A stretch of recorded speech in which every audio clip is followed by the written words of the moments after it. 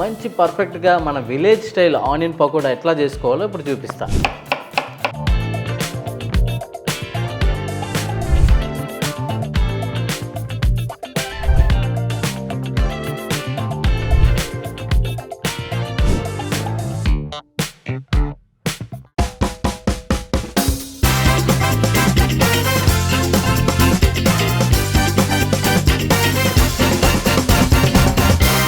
Hello food lovers, welcome to Bhojan Mandir. నేను మీ chef Shyam. ప్రతిరోజు మీరు చేసుకున్న వంటల్లో అప్పుడప్పుడు నా రెసిపీస్ కూడా కొంచెం యాడ్ చేసుకుంటా ఉన్నాండి. సో గైస్, ఈరోజు రెసిపీ వచ్చేసరికి చాలా టెంప్టింగ్ రెసిపీ. అండ్ వర్షాకాలంలో ఇలా జోరుగా వర్షం పడుతున్నప్పుడు ప్రతి ఒక్కరికి వేడివేడిగా బజ్జీలు, పుణుకులు లేదా అందరికీ ఫేవరెట్ ఆనియన్ పకోడీ చేసుకోవాలనుకుంటారు.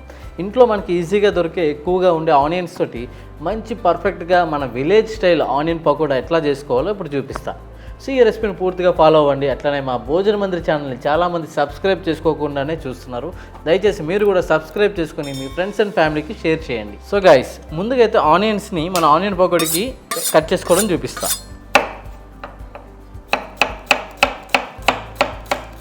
ఆనియన్స్ని మరీ పల్చగా కాకుండా దొడ్డుగా కట్ చేసుకోవాలి.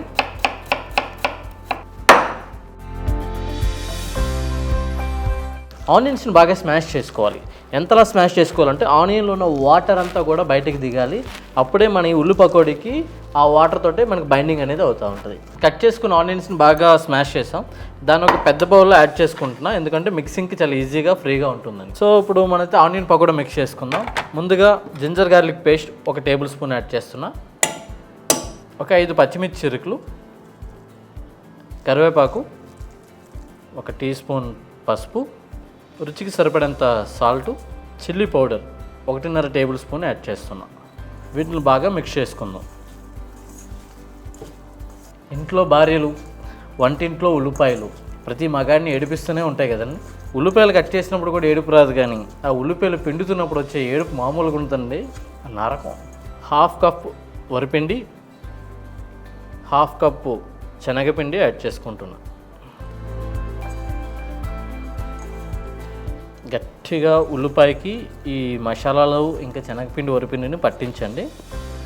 ఇందులో వాటర్ అంతా అస్సలు వాటర్ యాడ్ చేసుకోక్కర్లేదు. ఇందులో ఉన్న ఉల్లిపాయతో దిగుతున్న వాటరే మనకి మిక్సింగ్ సరిపోతుంది ఆనియన్ పకోడాకి. అండ్ ఇప్పుడైతే మనం ఆనియన్ పకోడీని ఫ్రై చేసేసుకుందాం. ఎందుకంటే వర్షం దొల్లగొడేస్తుంది, చాలా చల్లగా ఉంది. బయటికి ఎట్లానే వెళ్ళాను, గొడుగు పట్టుకొని పకోడీ షాప్కి వెళ్ళడం కంటే ఇంట్లోనే చేసుకోవడం బెటర్.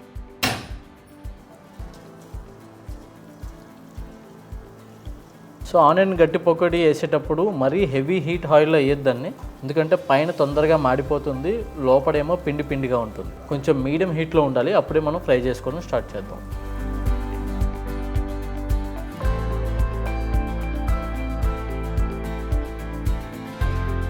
సో మీడియం ఫ్లేమ్లో పకోడీ మనం అయితే ఆయిల్లో వేసుకున్నాం. ఫ్రై చేసేటప్పుడు హై ఫ్లేమ్లో పెట్టుకున్నాం. ఒక 10 మినిట్స్ తర్వాత మంచిగా కలర్ అయితే వస్తుంది పకోడీ. ఇప్పుడే మనం తీసేసుకుందాం. పూర్తిగా బ్రౌన్ అవ్వద్దండి, ఆయిల్లో నుంచి బయటకు వచ్చినప్పుడు ఇంకా పూర్తిగా బ్రౌన్ అయిపోతాయి.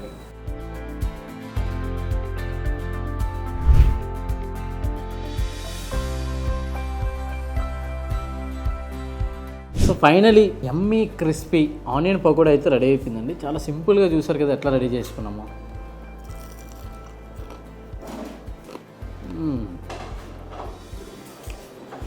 పర్ఫెక్ట్గా క్రిస్పీగా ఈ వెదర్కి పర్ఫెక్ట్ ఆనియన్ పకోడా సూపర్ ఉంది. సో గైస్, చూసారు కదా rainy season special onion pakora recipe. Perfect కొలతలతోటి రెసిపీ మొత్తం మీకు చూపెట్టా. ఈ వీడియో కానీ మీకు నచ్చినట్లయితే ఫ్రెండ్స్ అండ్ ఫ్యామిలీకి షేర్ చేయండి. అట్లానే ఒక లైక్ కొట్టడం మర్చిపోవద్దు. మీకు నెక్స్ట్ ఏ రెసిపీ కావాలో కామెంట్ సెక్షన్లో మెన్షన్ చేయండి. అట్లానే మన భోజన మందిర్ ఛానల్ని సబ్స్క్రైబ్ చేస్తూ బెల్ ఐకాన్ని క్లిక్ చేయండి. ఇంకా ఫేస్బుక్, ఇన్స్టాగ్రామ్లో కూడా మమ్మల్ని ఫాలో అయ్యి సపోర్ట్ చేయండి. మళ్ళీ ఇంకొక రెసిపీతో మళ్ళీ మీ ముందుకు వచ్చేస్తా. అంతవరకు సైనింగ్ ఆఫ్.